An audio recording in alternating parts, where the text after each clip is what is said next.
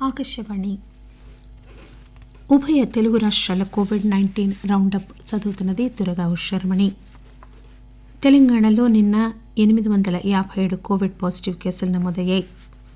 Corona మహమ్మారిని ఎదుర్కోవడంలో ప్రజలకు కావాల్సిన వైద్య సహాయం అందిస్తున్న ఫిజిషియన్లు నిజమైన హీరోలని గవర్నర్ డాక్టర్ తమిళిసై సౌందరరాజన్ కొనియాడారు.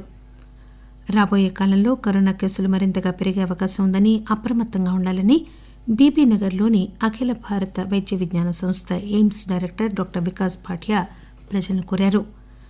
ఆంధ్రప్రదేశ్లో నిన్న కొత్తగా 2237 కరోనా కేసులు నమోదయ్యాయి. కరోనా మహమ్మారిపై దేశం పోరాడుతున్న తరుణంలో ముందు జాగ్రత్తలు పాటిద్దాం, కరోనా నుంచి సురక్షితంగా ఉండడానికి 3 సూత్రాలు: మాస్క్ ధరిద్దాం, 2 గజాల భౌతిక దూరం పాటిద్దాం, ముఖం చేతుల శుభ్రతపై దృష్టి పెడదాం. తెలంగాణ రాష్టంలో మరో 857 మందికి కరోనా సోకింది. గడిచిన 24 గంటల్లో 857 మందికి కరోనా వైరస్ పాజిటివ్గా నిర్ధారణ కావడంతో రాష్టంలో ఇంతవరకు వైరస్ సోకిన వారి సంఖ్య 2,51,188కి చేరుకుంది. రాష్ట వైద్య ఆరోగ్య శాఖ ఈ ఉదయం విడుదల చేసిన తాజా బులెటిన్ ప్రకారం రాష్టంలో నిన్న 23,000కు పైగా పరీక్షలు నిర్వహించగా వారిలో 857 మందికి కొత్తగా కరోనా నిర్ధారణ జరిగింది. నిన్న మరో 1,504 మంది కోలుకున్నారు. రాష్టంలో కరోనా రికవరీ రేట్ 91.79% నమోదైంది. ఇంతవరకు కోలుకున్న వారి సంఖ్య 2,30,568కి పెరిగింది. దీంతో ప్రస్తుతం రాష్టంలో దాదాపు 19,000 యాక్టివ్ కేసులున్నాయి.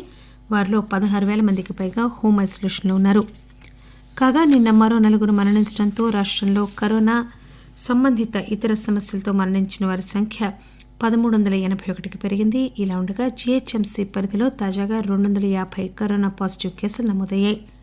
గడిచిన 24 గంటల్లో రంగారెడ్డి జిల్లాలో 88 మందికి, మేడ్చల్ మల్కాజిగిరి జిల్లాలో 61 మందికి, కరీంనగర్లో 48, వరంగల్ అర్బన్లో 38, సంగారెడ్డి 36, భద్రాద్రి కొత్తగూడెం జిల్లాలో 35, నల్గొండ 30, జగిత్యాల 27, సిద్దిపేట ఖమ్మం జిల్లాలో చెరో 25 మందికి చొప్పున కరోనా పాజిటివ్ కొత్తగా నిర్ధారణ జరిగింది. కరోనా మహమ్మారిని ఎదుర్కోవడంలో ప్రజలకు కావాల్సిన వైద్య సహాయం అందిస్తున్న ఫిజిషియన్లు నిజమైన హీరోలని గవర్నర్ డాక్టర్ తమిళిసై సౌందరరాజన్ కొనియాడారు. Association of physicians conference 2020 Tamil Nadu టాపికాన్ virtual సదస్సులో గవర్నర్ ముఖ్య అతిథిగా పాల్గొన్నారు. లక్షల మంది ప్రాణాలను కాపాడేందుకు డాక్టర్లు తమ ప్రాణాలను సైతం పణంగా పెట్టి పనిచేస్తున్నారని గవర్నర్ పేర్కొన్నారు. వైద్యులు నిరంతరం తమ పరిజ్ఞానాన్ని పెంపొందించుకోవడం ద్వారా మెరుగైన సేవలు చేయగలుగుతారన్న గవర్నర్ డిజిటల్ ప్లాట్ఫామ్ ద్వారా కొత్త విషయాలు నేర్చుకోవడం మరింత సులభమవుతున్న విషయాన్ని కూడా గుర్తు చేశారు. కరోనా కేసులు తగ్గుతున్నాయని ఆదమరిచే పరిస్థితి లేదని, రాబోయే కాలంలో కోవిడ్ కేసులు మరింతగా పెరిగే అవకాశం ఉందని యాదాద్రి భువనగిరి జిల్లా బీబీనగర్లోని అఖిల భారత వైద్య విజ్ఞాన సంస్థ AIIMS director doctor Vikas Bhatia అన్నారు. మాస్కులు ధరించడం, భౌతిక దూరం పాటించడం, ప్రతి 30 నిమిషాలకు ఒకసారి చేతులు శుభ్రం చేసుకోవడం ద్వారా కోవిడ్ నుంచి ఎవరిని వారు కాపాడుకోవాలని ఆయన సూచించారు. డిసెంబర్ 31వ తేదీ వరకు కోర్టులు అనుసరించవలసిన అన్లాక్ విధానాన్ని తెలంగాణ హైకోర్టు వెల్లడించింది. రాష్టంలో అన్ని కోర్టులు తెరవాలని నిర్ణయం తీసుకుంది. హైదరాబాద్ మినహా మిగతా జిల్లాల్లో కేసుల విచారణ భౌతికంగా కొనసాగుతోంది. హైదరాబాద్ జిల్లాలోని సివిల్, క్రిమినల్ కోర్టులు కూడా తెరవాలని ఆదేశించింది. హైకోర్టులో డిసెంబర్ 31 వరకు ప్రస్తుత ఆన్లైన్ భౌతిక విచారణ విధానమే కొనసాగించాలని కోర్టు నిర్ణయించింది. పసిపిల్లలకు క్షయ సోకకుండా ఉండేందుకు ఇచ్చే బీసీజీ వ్యాక్సిన్ వృద్ధుల్లో కరోనాను తగ్గిస్తోందని భారత వైద్య పరిశోధన సమితికి చెందిన పరిశోధకులు చెబుతున్నారు.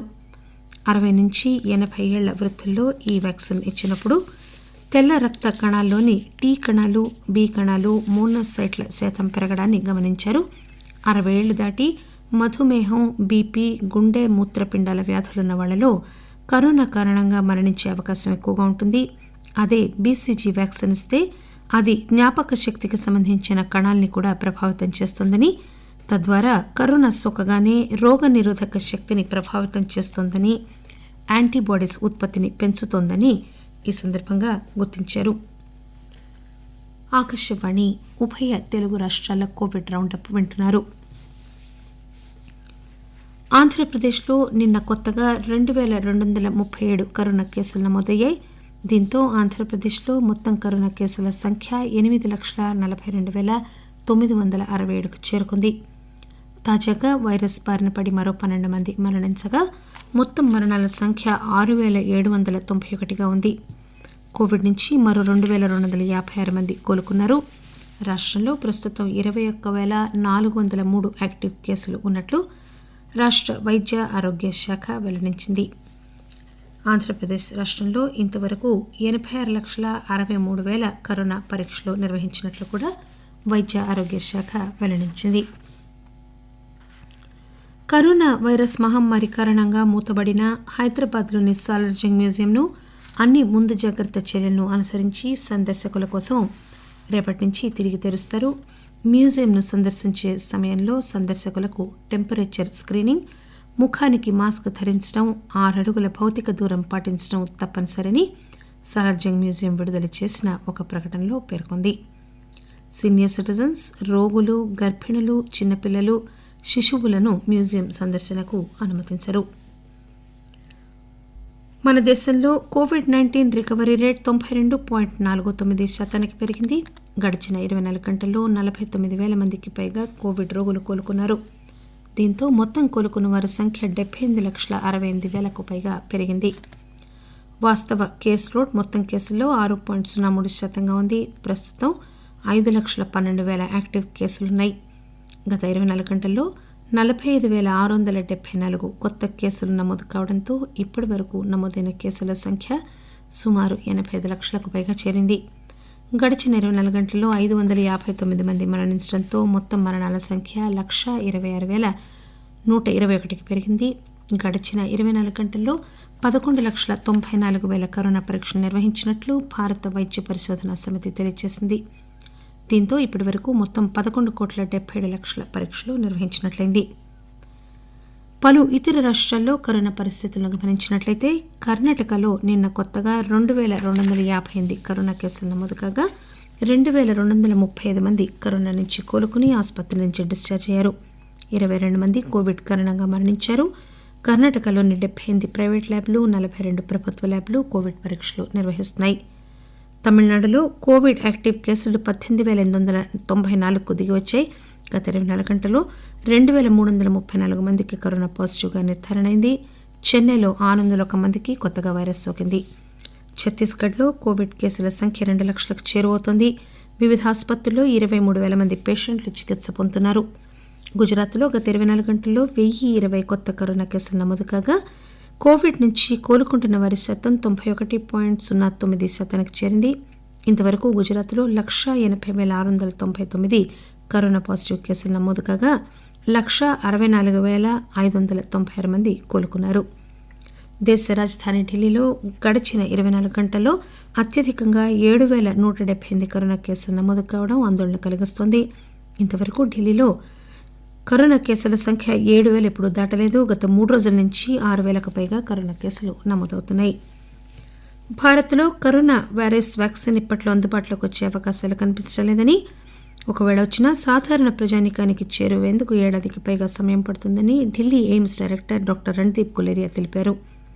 భారత మార్కెట్లో వ్యాక్సిన్ అందరికీ లభించాలంటే 2022 సంవత్సరం దాటే అవకాశం ఉందని ఆయన అభిప్రాయపడ్డారు. భారత్లో జనాభా ఎక్కువగా ఉన్నందువల్ల మరింత సమయం పట్టొచ్చన్నారు. వ్యాక్సిన్ అందుబాటులోకి వచ్చిన తర్వాత ఎలాంటి పరిస్థితులు ఉంటాయని విలేకరులు ప్రశ్నించగా దేశ జనాభాను దృష్టిలో ఉంచుకుని వీలైనంత త్వరగా అన్ని ప్రాంతాలకు వ్యాక్సిన్ సరఫరా చేసేందుకు ప్రయత్నాలు జరగాలని ఆయన చెప్పారు. వ్యాక్సిన్ పంపిణీకి అనుకూలించేలాగా శీతల పరిస్థితులను కల్పిస్తూ సిరింజీలు, సూదులను పెద్ద మొత్తంలో అందుబాటులో ఉంచాల్సిన అవసరం ఉందని డాక్టర్ రణ్దీప్ గులేరియా అన్నారు. విశేషాలు మరొకసారి. తెలంగాణలో నిన్న 857 కరోనా పాజిటివ్ కేసులు నమోదయ్యాయి. కరోనా మహమ్మారిని ఎదుర్కోవడంలో వైద్య సహాయం అందిస్తున్న ఫిజిషియన్లు నిజమైన హీరోలని గవర్నర్ డాక్టర్ తమిళిసై సౌందరరాజన్ ప్రశంసించారు. రాబోయే కాలంలో కరోనా కేసులు మరింతగా పెరిగే అవకాశం ఉందని బీబీనగర్లోని AIIMS director doctor Vikas Bhatia ప్రజలను హెచ్చరించారు. ఆంధ్రప్రదేశ్లో నిన్న కొత్తగా 2,237 కరోనా కేసులు నమోదయ్యాయి. ఆకాశవాణి ఉభయ తెలుగు రాష్ట్రాల కోవిడ్-19 రౌండప్ ఇంతటితో సమాప్తం.